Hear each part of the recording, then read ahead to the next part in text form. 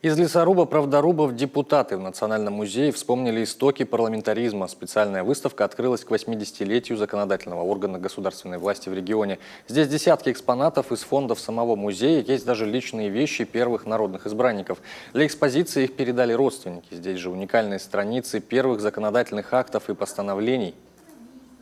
На первом заседании первого созыва Верховного Совета Коми СССР депутаты заслушали очень важный вопрос о развитии транспортной системы, который сегодня и остается актуальным по сегодняшний день. Тогда же была заложена добрая традиция, которую чтим мы, депутаты, и по сей день.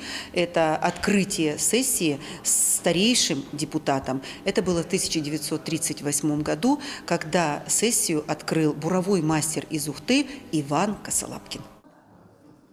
За свою историю региональный парламент принял больше 5000 законов. Львиная доля актов приходится на времена становления государственности, когда депутаты избрали для Северного края свой промышленный путь развития.